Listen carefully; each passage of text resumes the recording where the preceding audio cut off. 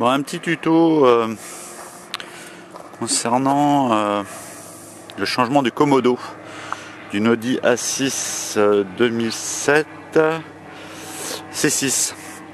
Alors, bon, petit oubli, durant l'épisode Cévenol de 2020, il y a une semaine, où j'ai laissé ma vitre avant ouverte en fait. Donc il y a eu à peu près 5 litres d'eau dans la voiture. C'était super, j'avais pas fait gaffe. 5 litres d'eau à l'arrière, c'est rentré par l'avant, mais ça a glissé par l'arrière. Et puis problème de commodo, et puis aussi pas que de commodo, puisque j'ai plus de phare et je n'ai plus de clignotant gauche. Bon, donc j'imagine c'est le commodo, je l'ai passé à la valise, j'ai rien trouvé. Donc comment démonter un commodo, enfin comment accéder à un commodo sur une Audi comme ça. Voilà, c'est l'objet du tuto. J'ai regardé sur internet, j'ai trouvé un tuto en allemand, c'est pas facile. Donc je le fais en français, comme ça pour ceux qui un jour veulent changer leur commodo. Ça pourrait être intéressant.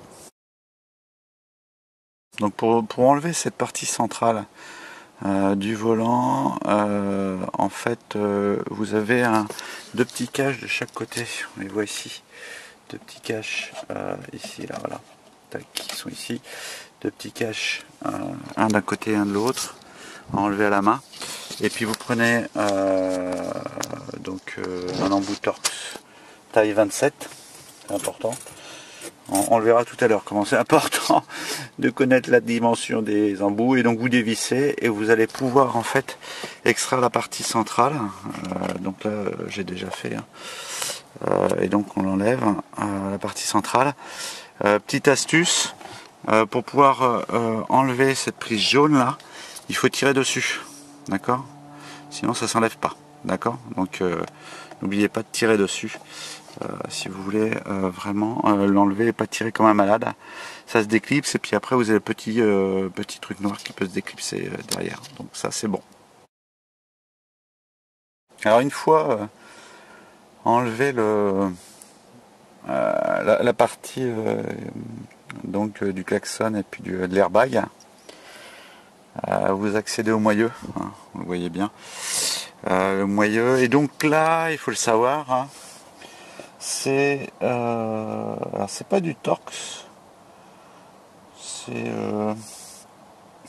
du M12, voilà, c'est un truc comme ça là, M12. Donc j'étais obligé d'acheter ça là. Alors, encore un truc de plus, une saloperie de plus, parce que je savais pas, donc je pense que ça servira. Ça vaut quand même encore 40 €, pas loin. Et donc il y avait le 12 là que vous voyez ici, ça va pas plus loin. J'espère que j'aurai pas besoin. Puis on a d'autres trucs là qui sont des trucs spéciaux, puis il y a la même chose en plus long en fait. Le plus long, je sais pas à quoi ça sert, hein, pour le coup, parce que vous avez après toutes les rallonges possibles avec vos outils classiques, hein. Bien sûr, ça rentre, c'est livré avec deux douilles et puis ça rentre classiquement. Donc dévissage du volant, bon, c'est assez délicat.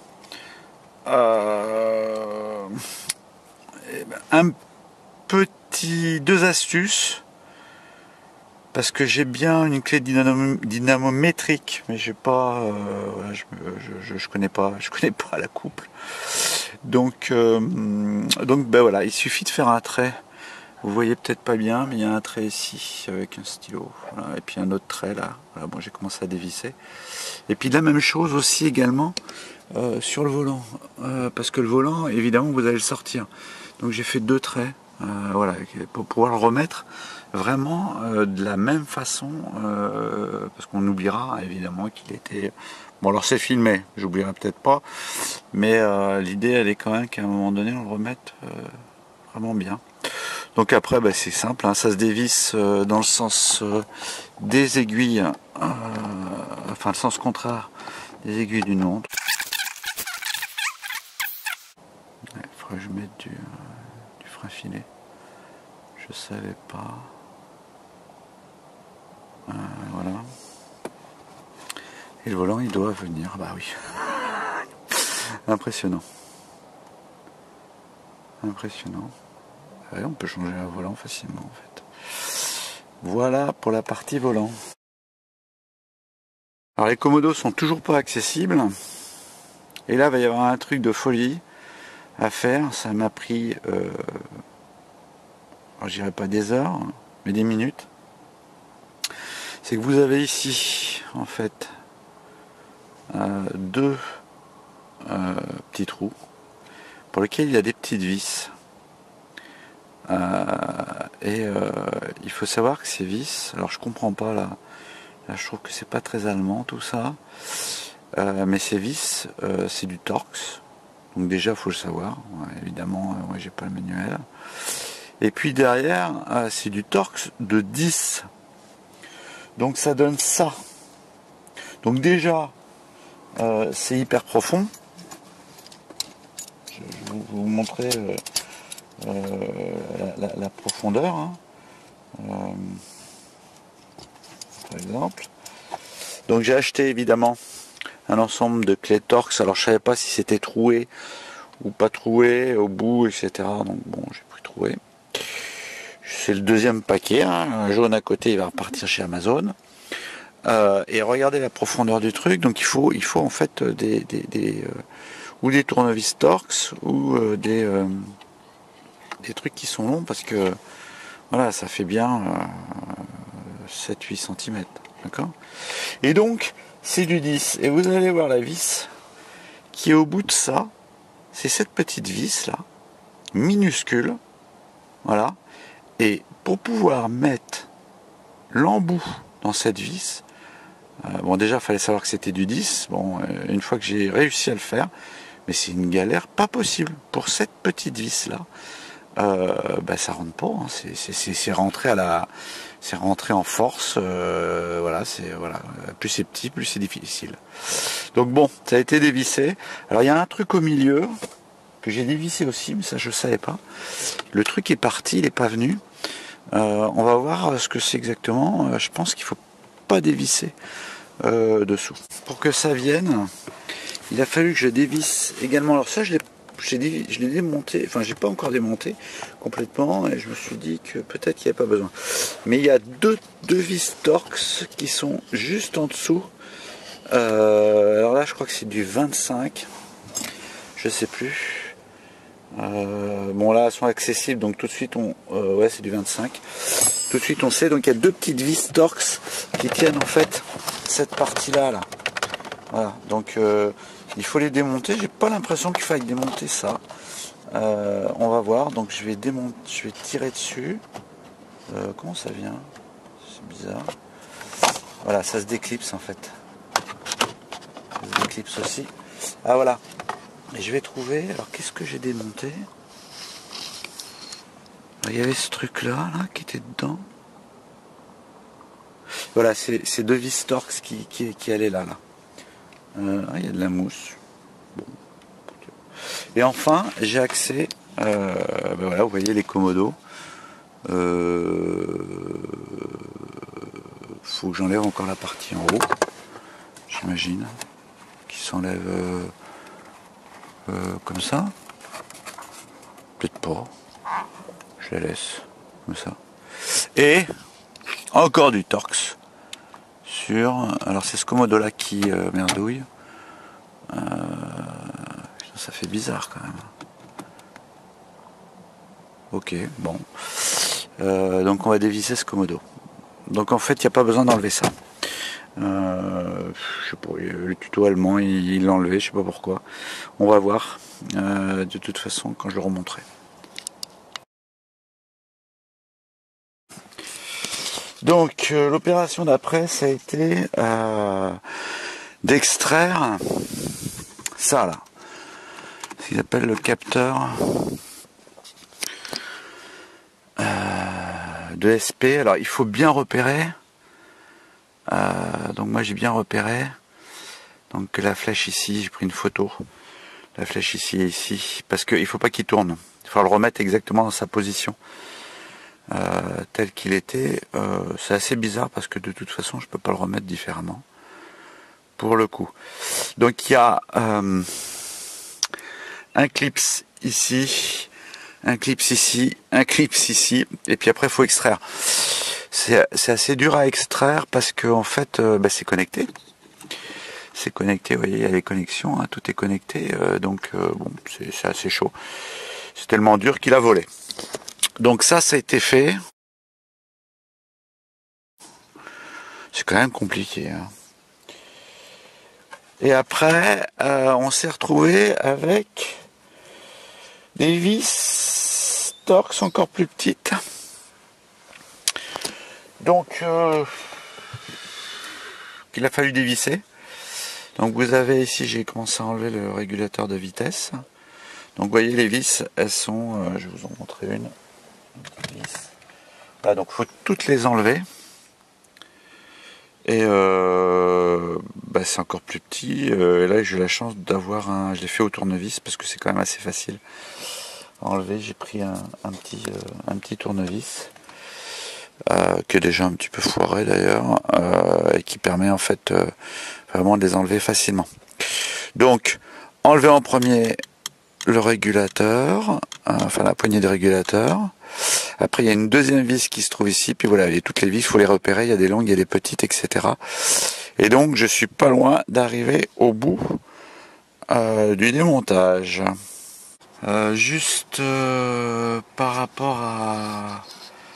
il y a un truc que je vous ai pas montré, c'est juste pour démonter cette partie-là, il y a une petite manip, parce que sinon ça vient pas. En fait, il passe dessous. Vous voyez, il passe dessous, il va passer dessous ça, et ça va aller. Oh là, tout tombe, c'est pas grave.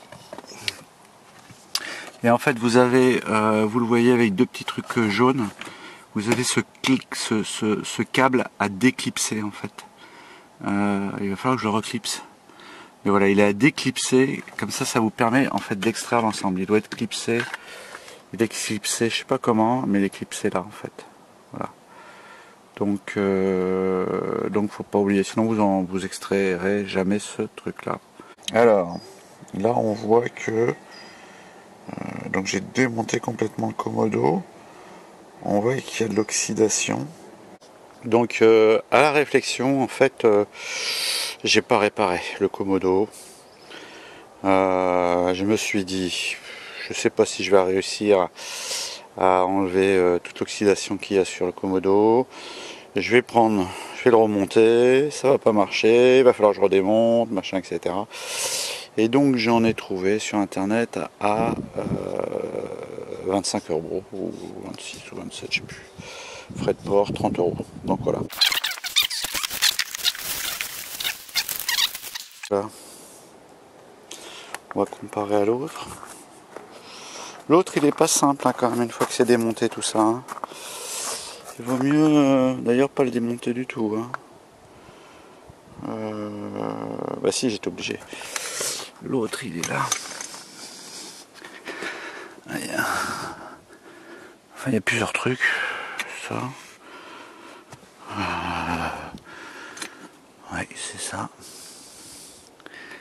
Tac, tac, tac. Et puis il y a le Komodo en lui-même. Je sais pas où il est. Ouais, là. Tac. Ouais, c'est exactement la même.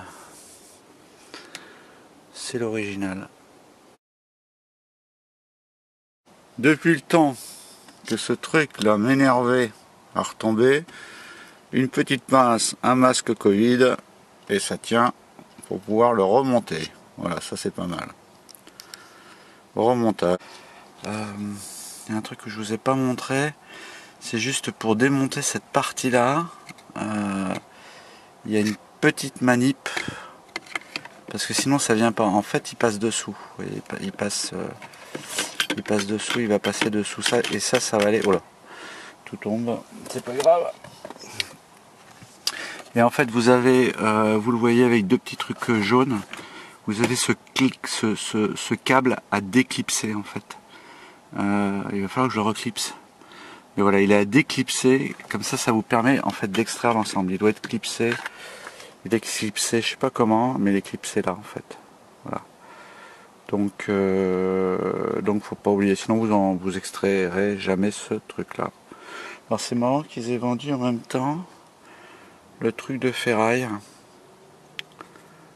Je sais pas pourquoi. Parce que je vois pas comment ils peuvent s'abîmer.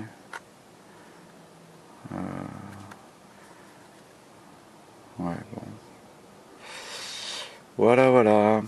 Donc on va remonter tout ça. J'ai remonté le petit câble que j'ai clipsé, donc il fallait légèrement soulever. J'ai repositionné le commodo des essuie-glaces. Donc il se rentre. Et après il y a 4. Parce que je pense que je ne vous l'avais pas montré comment on démonte tout ça, mais bon, il y a des vis de différentes longueurs, et là il y a les 4 vis ici, tac tac, qui sont les grandes vis qui doivent rentrer. Et donc il va falloir les visser. J'avais dévissé aussi le commodo. Ah, j'en ai encore une grande là. Et une grande de l'autre côté, j'ai l'impression. D'accord. Alors, petite astuce, je sais pas pourquoi j'avais réussi à le démonter comme ça, mais pour le remontage, il faut remonter avant de visser et avant de mettre le commodo, qui est le commodo d'essuie-glace, il faut remettre le commodo de régulateur de vitesse, parce qu'il faut qu'il y ait du jeu, un espèce de jeu qui va permettre normalement. Mais c'est ça, il y a une espèce de jeu qui va permettre de l'emmancher parce qu'en fait il s'emmanche un peu sur le côté. Donc comme vous pouvez extraire en fait, vous sortez le truc, comme ça permet d'enclencher celui-là avec celui-là en même temps. Et les grandes vis, c'est celle-là, celle-là, celle-là, celle-là, celle-là et celle-là. Voilà. Et il va falloir que je remonte des petites vis que j'avais démontées qui ne servaient à rien. Donc on va remonter ça, donc on a tout revissé, je pense que ça va être plutôt délicat. Alors, hop, tac, parce qu'en fait, là où ça va être délicat, c'est sur, je vais vous montrer, c'est sur le jaune, je pense.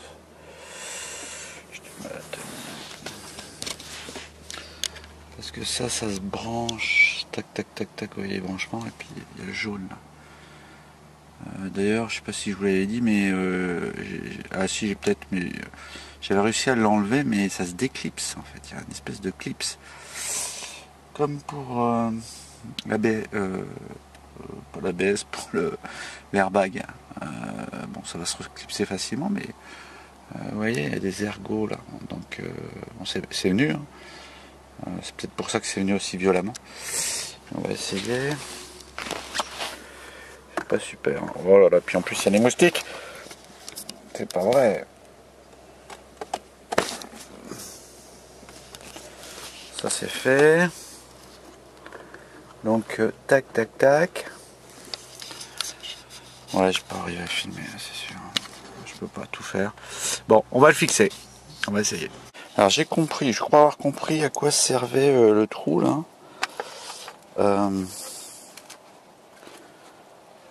En fait, c'est une vis qui, pour le coup, a été vendue avec le truc, avec le nouveau produit, qui va là, qui va dessous.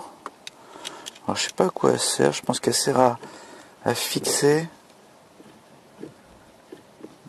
Elle doit servir à fixer l'ensemble. Ouais, elle doit servir à fixer l'ensemble, rendre solidaire l'ensemble à l'arbre de la direction. Alors petite astuce, il faut remonter évidemment ça. Donc avec les deux vis. Alors je vous explique pas, c'est un peu la galère. Je sais pas si on va voir, mais en fait c'est des vis. Il y a des circlips de vis, enfin je sais pas comment ça s'appelle. C'est des petits trucs qui s'emmanchent et qui font en fait écrou. Et donc évidemment ça s'en va, ça part, il faut le remettre. Et donc la petite astuce, c'est pour pouvoir remettre ça là, il ne faut pas visser complètement. Voilà. Vous vissez pas complètement. Moi je vais refixer le truc là avec l'autre au-dessus et après je revisserai. Voilà. Sinon vous n'y arrivez pas, ça se clipse pas. Et c'est parti. Voilà, volant remonté, resserré. Alors, vous voyez, hein, j'ai bien fait de faire des marques ici et puis les deux marques qui coïncident. Donc ça m'évite de travailler, voilà, de le faire à travers le couple. Donc on n'a plus que l'airbag. Voilà, c'est tout ce qui reste, l'airbag. Alors ça marche pas non plus. Je verrai si je le change. Bon, tout ça sera facile à changer. Hein, ça s'enlève comme ça. Hop, ça, oui. Ça se déclipse. Donc il faut en acheter.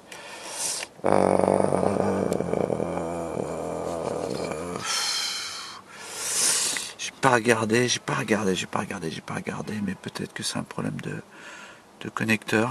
Voilà, bon. Je vais gratter peut-être un peu les connecteurs. Alors on va finir à la nuit. Je sais pas où j'ai mis les clés. Je me suis mis de l'autre côté, on sait jamais. Par rapport à l'airbag. J'ai raison, hein, qu'ils se mettent à péter, mais. Tac. Je vois rien. Où est-ce que les clés? Je vois que dalle. C'est pourtant là. Ah, déjà.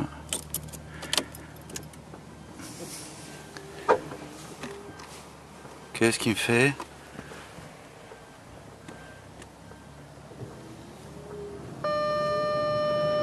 Contact d'allumage. On essaye. Ah merde, j'ai le voyant ESP. C'est quoi ce bordel? Que je l'ai pas touché. Respect off. Respect on. Super. Clignotant droit, clignotant gauche. Phare.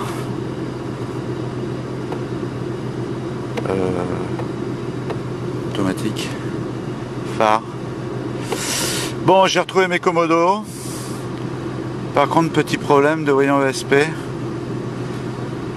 Je regarderai demain, ou peut-être maintenant, si j'ai pas un problème de... Pourquoi c'est high?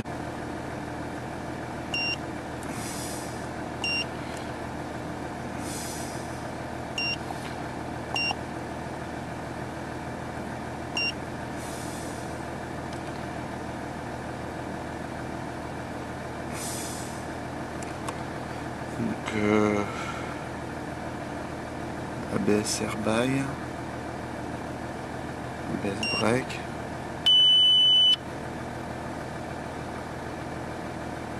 Voilà, il me met perturbation ESP, voir la notice.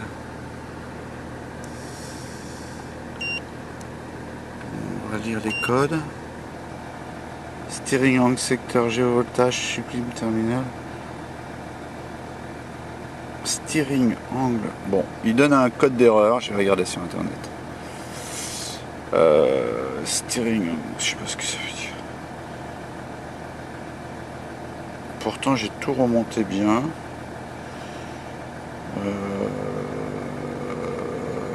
Bon. On verra ça demain, je pense, vu l'heure.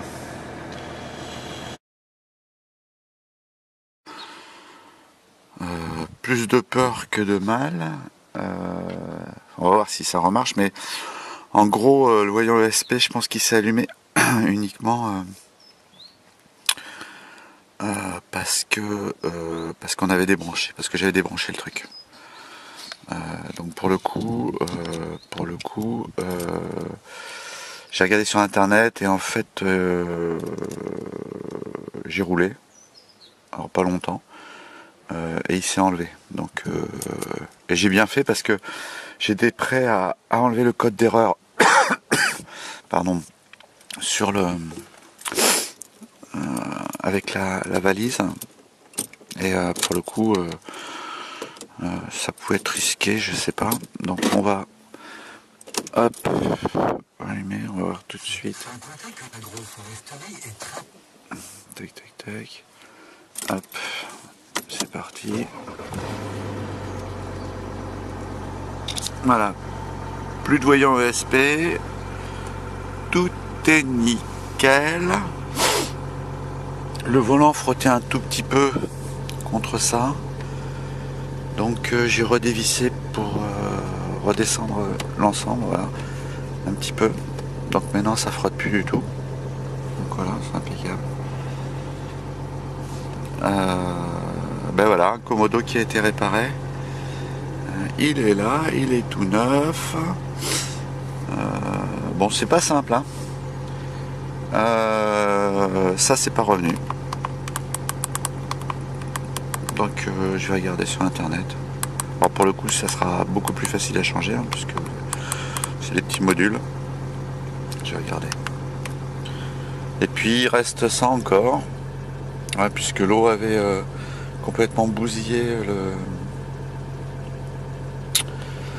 le soufflet de vitesse.